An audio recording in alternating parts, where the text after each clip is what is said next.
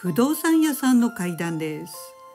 これは不思議な出来事をある場所で集中的に体験したというお話です。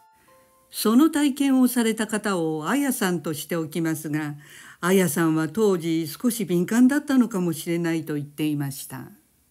その場所というのが千葉県某所にあるビルの6階で、漫画喫茶やカラオケ、ゲーセンなどがある複合遊戯施設でした。当時あやさんはその施設で朝の8時から夕方の5時まで働いていたそうです。この施設にはたくさんのスタッフが掛け持ちで全てのアトラクションの管理をしていました。あやさんはその日はカラオケが担当で中の清掃をすることになったそうです。そこで順番に最初の部屋に入って清掃し、次の部屋も掃除して、そしてまた次の部屋のドアを開けた時でした。中年の男性が一人、その部屋の中にポツンと立っていたのです。あやさんは、あら、お客さんと少し驚き、このカラオケ店の予約の仕方がわからなくて、勝手に部屋に入ってしまったのかなと思いました。そこであやさんが、申し訳ありません。カラオケは予約制になっているので、一度フロントの受付行ってくださいますかと最後まで言葉を言うか言わないかぐらいでした。目の前でその男性はスーッと消えてしまいました。あれどこ行ったとあやさんは慌てふためきました。男性に説明している最中、確かに男性の目をじっと見ていたわけではありません。無意識に視線をそらしたり、注意が周囲に向いていた瞬間があって、その一瞬に不意をついて出て行ったのだろうか、そう思いました。まさかねと思いながら、すぐ通路や他の空き部屋を確認したのですが、そんな中年男性はどこにもいませんでした。念のためインカムで確認しても、あの男性の予約は入っていませんでした。あやさんは狐につままれたような感じで、しばらく私は何を見たんだろう、見間違い、白昼夢などといろいろ考えていたそうです。そんな不可解な体験からしばらくした日のことでした。今度はあやさんがカラオケの通路で酒瓶などの整理をしていた時でした。突然幼稚園児ぐらいの女の子が現れて通路を走り回っていました。さすがにあやさんもこれは注意しなくてはと、危ないよ、走っちゃダメだよと話しかけたそうで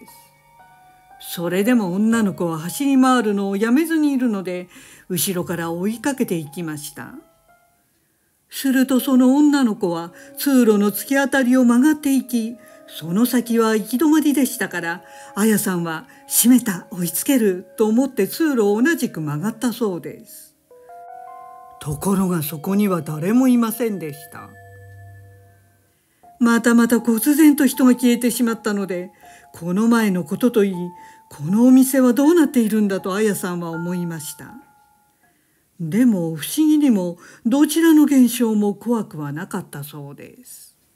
後で分かったことなのですが、実はこの遊戯施設では多くのスタッフがあやさんのようにおかしなものを目撃していました。人が消えること以外にも奇妙なことはありました。特定のカラオケの部屋でカップルが使用するとマイクなどの機器が必ず壊れてしまうのです。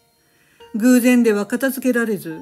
ついにカラオケ店ではその部屋だけカップルの予約を入れないことにしたというくらいでした。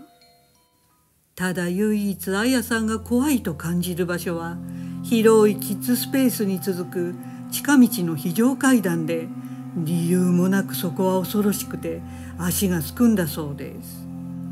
ですから何かがそこにいたのかもしれませんね。でもこの階段を除けば、あやさんには特に怖いと思うところはありませんでした。ただこういった怪奇現象の多発する場所に長くいるということは、霊や不思議なことにも少しずつ敏感になっていき、もともと勘の鋭いあやさん自身に何かしらの影響は出ていたようです。しばらくしてとても妙なことが綾さんに起きるようになりました。それは鍵が曲がるのです。ある日、綾さんがパソコンの部屋の掃除をするため鍵でドアを開けると、その鍵がぐにゃりと曲がったような感触がありました。鍵穴から抜いてみると、綾さんは嘘でしょとぎょっとしました。まるで飴のように鍵だけが曲がってしまい、それもくねくねとソフトクリームの渦巻きのような形で出てきたそうです。ですから元には全く戻せない状態になってしまいました。そうは簡単にはくの字にすら曲がらない鍵ですからぞっとしましたが、それからも綾さんが使用する施設の鍵がすべて同じように螺旋状に曲がってしまうようになりました。スロットマシーンの鍵、倉庫の鍵、UFO キャッチャーの鍵まで、何から何までスプーン曲げのようにくねくねと曲がってしまいました。綾さんは店長に怒られてしまったのですが、自分でもどうして曲がるのか分かりませんでした。店長も他のスタッフもあまりの不思議な現象にどう対処していいか困ったそうです。そしてついにお店は綾さんだけ鍵を使うのを禁止してしまったということでした。なぜ鍵の怪奇現象が綾さんだけに起きるのか分かりません。人が突然現れたり消えたりする時空の歪みがありそうなこの施設にいると、綾さんのような人は特殊な力が刺激されて強くなるのかもしれません。現在はもうこの遊戯施設は6階からなくなり、当時は他のフロアにはほとんどテナントが入っていなかったそうで、ずっと寂れた状態でした。今は6階にはどんなテナントが入っているのか、そして怪奇現象は引き継いでいるのかはわからないということでした。でもこんな怪奇現象多発の場所ですから、過去に何かあったと踏んだ私は、綾さんにこの施設の立っている場所についてもう少し詳しく聞いてみました。すると綾さんが知っていることとして語ってくれた事実がありました。昔綾さんがまだ子供の頃、この施設が建つ前はそこは某百貨店があったそうなのです。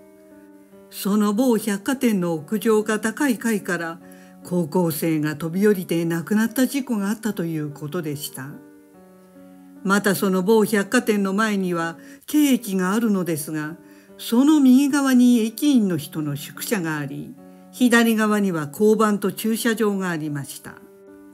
ある時、その交番の警察官がどういうわけか駅員の人の宿舎から飛び降りて亡くなったそうです。それには深い理由があったそうなのですが、関係者が表には出さずに秘匿したということで、謎が残る事故でした。そういった忌まわしい事件事故のあった土地柄のようで、ここもやはり道なのかもしれません。土地の履歴は重要だということですね。ご視聴ありがとうございました。よろしければチャンネル登録といいねボタンをお願いします。